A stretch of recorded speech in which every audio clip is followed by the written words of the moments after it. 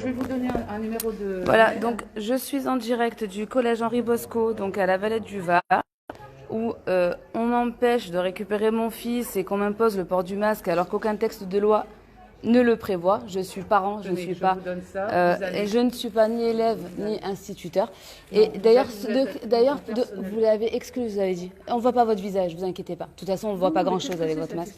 Ah ben, j'enregistre, vous excluez mon fils. Oui, alors venez. Quelle raison valable? On sort, regardez, regardez.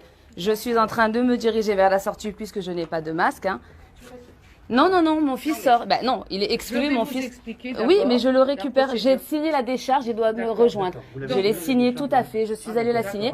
Donc mon enfant peut venir à côté de moi. Je vous donne une adresse mail de l'inspection académique de Toulon à laquelle Oui, mais par contre, je ne partirai pas sans que vous m'ayez donné un justificatif de la raison du renvoi. C'est un refus d'obéissance. Non, vous me faites un document signant votre nom. Il n'y a que le préfet. Donc alors, puisque vous refusez, regardez, voilà la principale, donc Madame Stervinou du collège Henri Bosco, qui refuse clairement et de vive voix de me donner une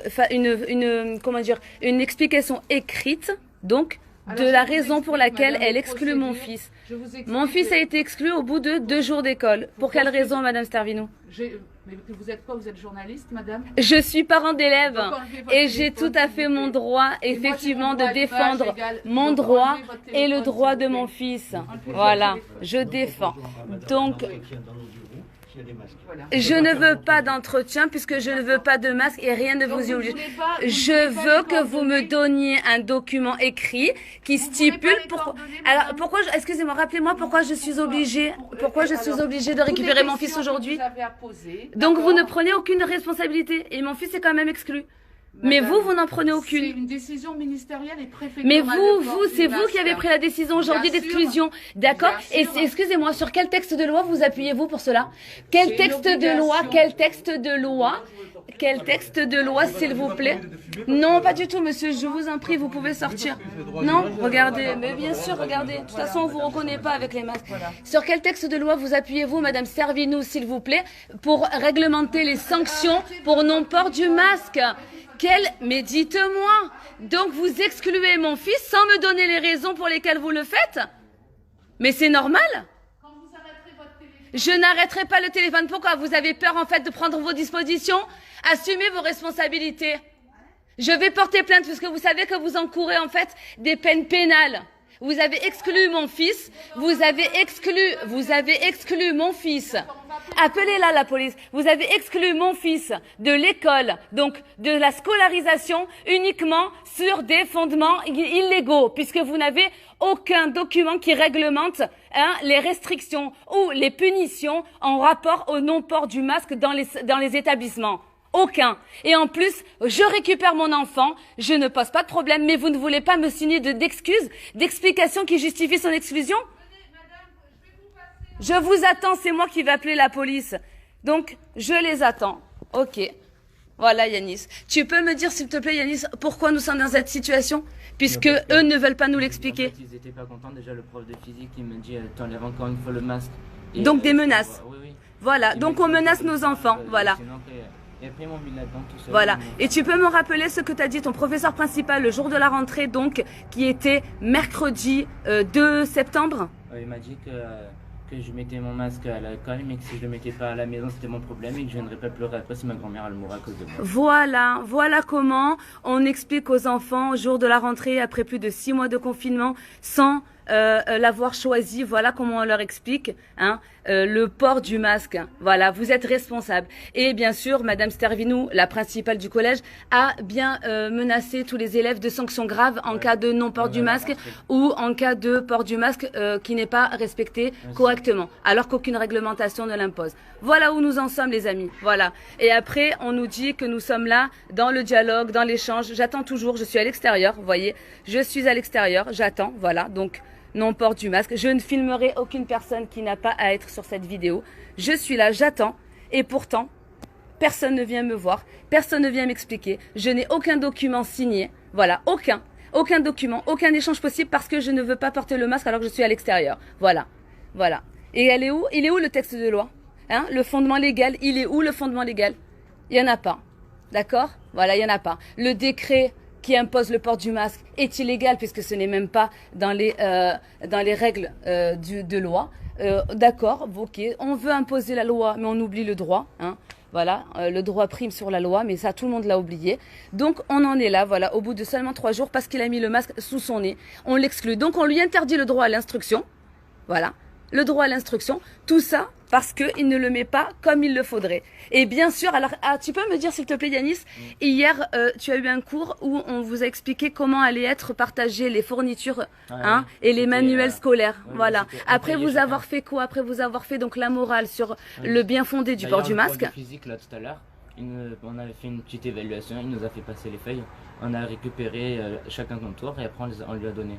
Voilà, donc il était où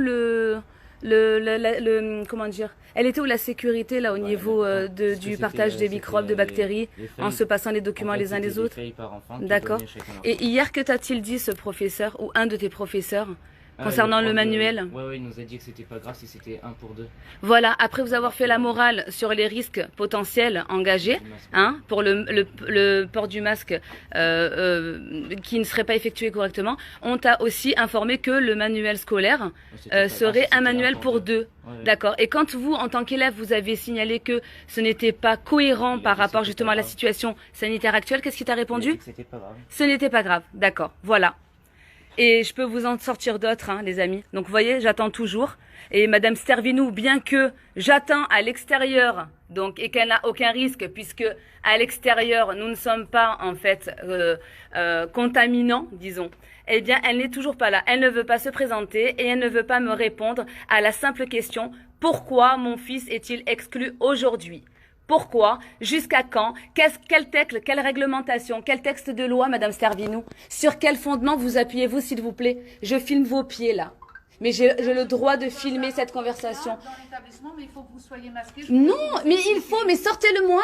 Trouvez-moi le texte avec le fondement légal de ce que vous m'avancez et je le mettrai, le masque.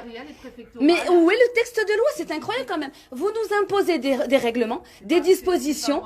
Vous avez mis en place... Est-ce que vous savez que là, vous interdisez à mon fils, représentant de l'État, le texte de loi? Mais où est le texte de loi, madame? Le fondement légal, même un policier qui m'avance quelque chose doit me justifier le fondement légal. Le préfet, mais où sont les documents, madame? Mais vous dirigez un établissement, s'il vous plaît, madame. Non, mais c'est pas moi qui impose le problème. C'est pas moi. C'est pas moi. Mais le protocole sanitaire, il est dans le sac de mon fils, c'est moi qui lui ai fourni. Eh bien, alors, vous savez quoi? Dans le protocole sanitaire, monsieur, montrez-moi à quel endroit sont prévus... Non, mais allez-y, pourquoi vous... Mais où est-ce que... Mais je suis là, je suis tout à fait oui. Ah bah, écoutez, c'est vous qui le refusez. Parce que je vous demande de venir dans mon bureau. Ben non, vous m'imposez le masque, je le refuse. Ben voilà, donc vous refusez le dialogue. Et mais moi, en fait, à la limite, vous voulez pas le dialogue, il n'y a pas de problème. Je vous ai demandé un document pour la raison de l'exclusion. Je vais vous expliquer pourquoi on ne peut pas vous donner le document aujourd'hui. Mais pourquoi? Alors, vous l'excluez aujourd'hui. Vous lui interdisez donc l'accès à l'éducation, qui est quand même... Vous savez que vous êtes en infraction pénale quand même, puisque vous lui refusez le droit à l'éducation. Vous savez que c'est un savez. Qui met en danger la Ah bon? Et qu'est-ce qui le prouve? Parce que maintenant vous culpabilisez nos enfants, en plus comme si c'était pas suffisant. Qu'est-ce qui le prouve? Est-ce que vous les avez vus, les témoignages? Est-ce que vous les avez entendus? Et vous savez quoi? Alors d'accord, il n'y a pas de problème. Est-ce que vous avez les informations? Est-ce que vous avez les informations, Madame Stervinou, qui me garantissent que mon enfant ne risque rien au niveau de la santé à porter le masque plus de 8 heures par jour? Non! Vous n'avez aucune information. Vous êtes incompétent et vous vous contentez de vous cacher derrière l'État. Mais vous inquiétez pas, les recours, il y en aura. Et vous entendrez parler de Madame Porcher et de Yanis Porcher. C'est que le début. Voilà.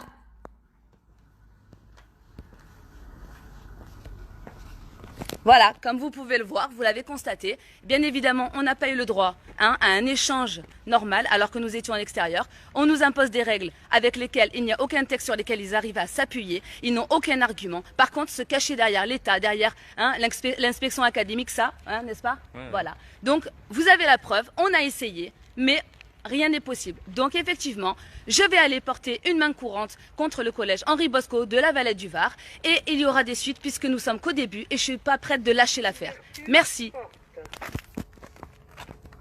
ouverture.